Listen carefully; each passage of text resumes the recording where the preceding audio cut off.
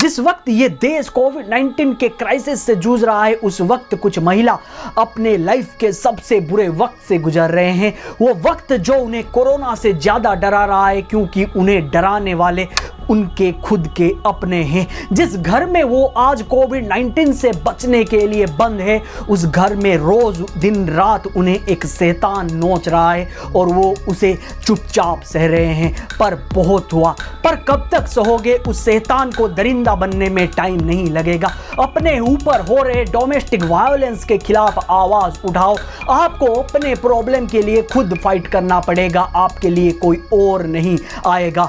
और हद तो तब हो जाती है, हम ऐसे सेंसिटिव टॉपिक्स के ऊपर कभी डिस्कस ही नहीं करते। अगर कोई हमें अपना प्रॉब्लम बताता है तो उसे हम सहने के लिए बोल देते हैं या फिर उसे चुप करवा देते हैं, उसकी बात हम सुनते ही नहीं है। पर बहुत हुआ, अब हमें अपनी आंख खोलनी पड़ेगी, इस बात में डिस्कशन करनी पड़ेगी और इसका सॉल्यूशन ढूंढना पड़ेगा। इसलिए प्लीज इस वीडियो को हर एक जगह पर शेयर करें ताकि ऐसे सेंसिटिव टॉपिक्स के ऊपर डिस्कशन शुरू हो सके। और उन महिलाओं के पास ये वीडियो जरूर पहुंचना चाहिए, क्योंकि मैं इस वीडियो में डोमेस्टिक वायलेंस से कैसे बचे उसके भी सॉल्यूशन के बारे में डिस्कशन करूंगा। लास्ट ईयर के लॉकडाउन मार्च 25 से लेके मई 31 तक इंडिया में करीब 1500 से ज्यादा डोमेस्टिक वायलेंस के केस रिपोर्ट किए गए हैं। इन 68 डे में जितने नंबर के केस आए हैं वो पिछले 10 साल से उस टाइम के सबसे हाईएस्ट नंबर है। और अगर 1500 का नंबर आपको कोई कम लग रहा हो तो मैं आपको बता दूं, ये नंबर तब का है जब 86% से ज्यादा महिलाएं इस चीज को पुलिस में रिपोर्ट नहीं किए हैं और 77% से ज्यादा महिलाएं इस इंसिडेंट को किसी के सामने कभी बयां ही नहीं किए हैं। इस टेबल में आप साफ साफ देख सकते हैं डोमेस्टिक वायलेंस ज्यादातर दो तरह के होते हैं, फिजिकल वायलेंस या फिर सेक्सुअल वायलेंस, जिनमें से सेक्सुअल वायलेंस सबसे ज्यादा होता है महिलाओं के साथ। और इस टेबल में साफ साफ दिखाया यह जा रहा है कि कितने ज्यादा महिलाएं बेबस है, कितने ज्यादा महिलाएं इस बारे में किसी को बयां नहीं कर पा रहे हैं जिन्हें हमारी हेल्प चाहिए। ये पूरा डोमेस्टिक वायलेंस क्यों होता है ये हम सब जानते हैं, पर उसे मानते नहीं। ये डोमेस्टिक वायलेंस इसीलिए होता है क्योंकि हम अपने फैमिली में इसके बारे में कभी बात ही नहीं करते, हम अपने बच्चों को इसके बारे में कभी नहीं सिखाते, पर हमें सिखाना चाहिए क्योंकि वही बच्चे बड़े होके महिलाओं को रेस्पेक्ट करना सीखेंगे। और कुछ पेरेंट्स तो इतने बुरे होते हैं, जब कभी भी उनकी बेटी या फिर बहू इस डोमेस्टिक वायलेंस के बारे में उन्हें बताती है तो वो उसे पूरी तरीके से इग्नोर कर देते हैं, या फिर उस बेटी या फिर बहू को उसी दरिंदे के पास फिर से भेज दिया जाता है, उसे ये कह के कि वही उसकी फैमिली है, उसे एडजस्ट करना पड़ेगा, उसको उस दरिंदे को सहना पड़ेगा, तभी वो एक सच्चा बहू बन सकता है। वहीं पर वो लोग सबसे बड़ी गलती करते हैं और उस महिला की जान को खतरे में डालते हैं। पर ये बहुत हुआ, हमें इसके बारे में सोचना पड़ेगा। जो महिला हेल्प चाहती है उसके ऊपर सॉल्यूशन के साथ हाथ बढ़ानी पड़ेगी।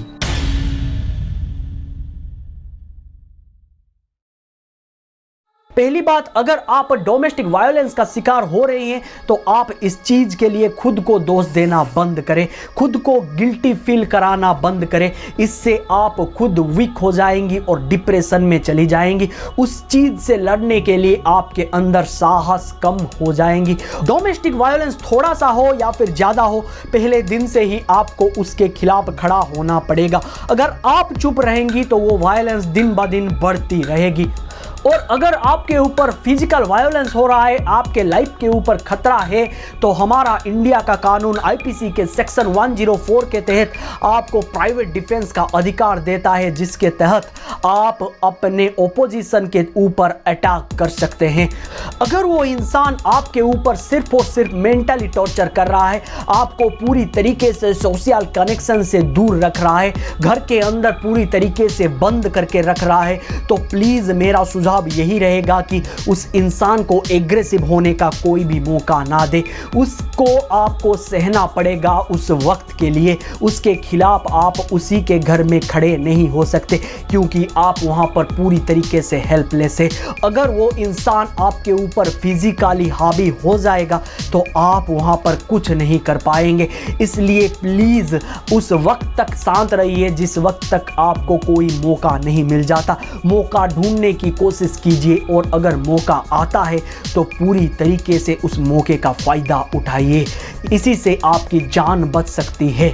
और अगर आप एक महिला है और डोमेस्टिक वायलेंस का शिकार हो रही है और आपके पास मौका है फिर भी आप किसी को बता नहीं रहे हैं, तो प्लीज़ ऐसा ना करें। उसके खिलाफ आवाज़ उठाए, पहले से ही पुलिस को बता दे या फिर वुमेन हेल्पलाइन को फ़ोन के जरिए या फिर कुछ भी करके बताना ही होगा, तभी आप उस दरिंदे के चंगुल से बच पाएंगे। और इसके बावजूद ऐसे बहुत सारे महिलाएं जो इन सारे सिचुएशन के बारे में किसी को बता नहीं पा रहे हैं, कोई सा भी कारण हो सकता है। इसलिए आप सभी से यही रिक्वेस्ट रहेगा, अगर आप पेरेंट्स है, भाई है, पड़ोसी है, तो प्लीज़ अपने आसपास के महिलाओं के साथ कनेक्शन रखिए। और अगर आपको लगता है उनको हेल्प चाहिए या फिर उनके साथ डोमेस्टिक वायलेंस हो रहा है, तो प्लीज़ उनको हेल्प करने की पूरी तरीके से कोशिश करिए। अगर आप एक पेरेंट्स हैं और आप जानते हैं कि आपकी बहू के साथ या फिर बेटी के साथ पहले भी ऐसे हो चुका है, तो इस लॉकडाउन में आपको सबसे ज़्यादा सतर्क रहना पड़ेगा। अपनी बहू बेटियों की ख्याल रखनी पड़ेगी।